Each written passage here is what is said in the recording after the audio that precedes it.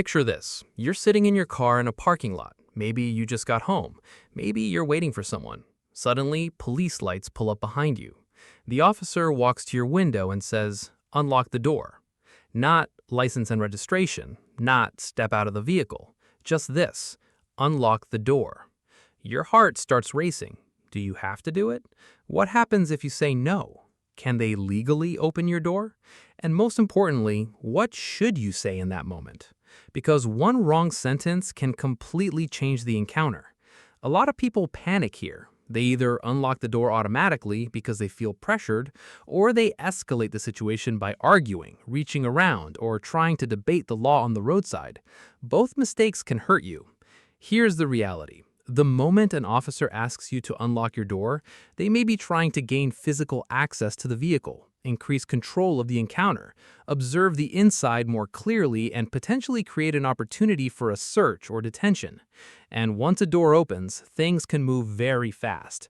That's why today we're breaking down the safest and smartest response, not to win against police, not to escalate, but to protect your rights while staying calm and legally aware. And the simple phrase you should remember is this: "Officer, I do not consent to searches or entry into my vehicle." That sentence matters more than most people realize. Now, let's break down exactly why. First, understand the biggest mistake people make. They confuse compliance with consent. Those are not the same thing. If an officer lawfully orders you out of the vehicle, courts have generally allowed officers to do that during traffic stops in many situations. But unlocking your door voluntarily can sometimes be interpreted as giving permission for greater access or control. So when the officer says, "Unlock the door," most people immediately hit the unlock button without saying anything. That silence can become important later.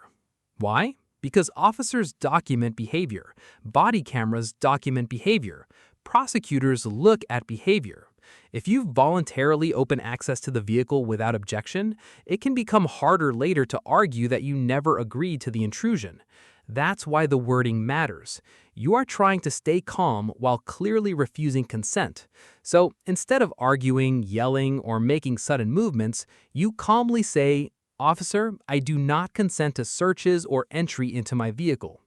Notice what this phrase does. It does not threaten the officer. It does not insult the officer. It does not physically resist. It simply establishes your position clearly and respectfully. That matters. Now, here's the second trap. People start talking too much. The officer says, "Why won't you unlock the door?" And suddenly the driver starts explaining everything. "I just know my rights. I saw videos online. I didn't do anything. You guys always violate rights." That usually makes the situation worse. Remember this: roadside debates almost never help you. The side of the road is not the courtroom. The goal is not to convince the officer you understand constitutional law better than they do. The goal is to avoid giving additional information, avoid escalation, and preserve your legal position. So, after stating that you do not consent, stop talking. If the officer continues questioning you, another useful phrase is, "Am I being detained or am I free to leave?" That question matters because it forces legal clarity. If you are free to leave, the encounter should end. If you are being detained, the officer is acknowledging that this is no longer a voluntary interaction. Either way, you gain important information without arguing.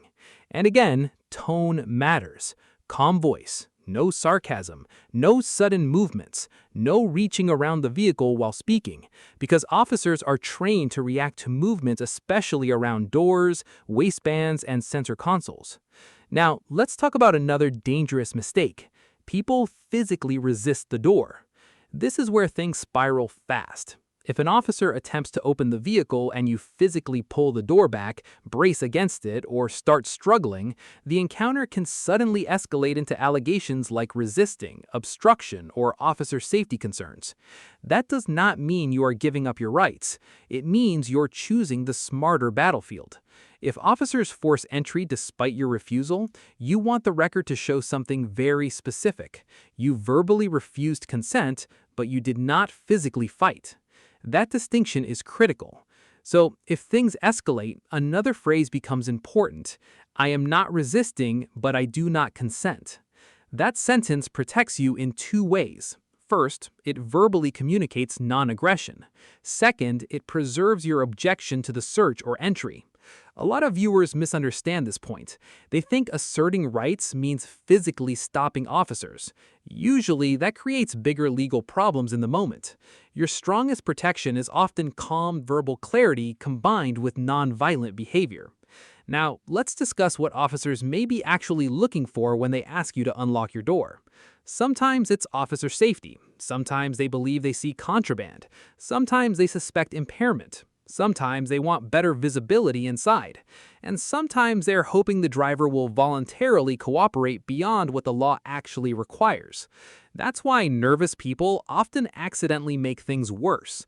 They start reaching around, digging through bags, moving suddenly, or trying to hide things, or talking endlessly.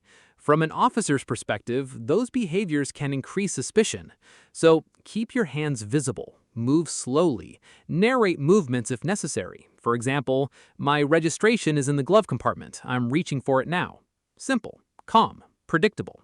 Now, here's another phrase people misuse. I know my rights. Avoid it. Seriously. Even if you do know your rights, that phrase rarely improves the encounter. Why? Because it often sounds confrontational instead of cooperative. You do not need slogans. You need precision. Precise language sounds like this. I choose to remain silent. I do not consent to searches. Am I being detained? Or am I free to leave? Short, clear, controlled. That is far more effective than emotional speeches. And here's something else people forget. Silence can be powerful. Once you clearly state your position, continuing to argue often only creates more opportunities for misunderstandings or self-incrimination. Many people talk themselves into deeper trouble after the original stop should have stayed minor. Now, very important legal clarification. Laws vary by state and situation. Officers may have legal authority in some circumstances to remove occupants from vehicles, enter vehicles under certain exceptions, or act based on safety concerns, warrants, probable cause, or specific observed facts. This video is educational only. It is not personal legal advice. The legality of any police action depends heavily on the exact facts, local law, court decisions, and what happened before the camera started recording. But regardless of the state, one principle stays consistent. Clearly refusing consent can matter later. Courts often examine whether consent was voluntary, clear, pressured, withdrawn, or never given at all. That's why your wording matters, and your behavior matters just as much. Now, let's quickly cover what not to do.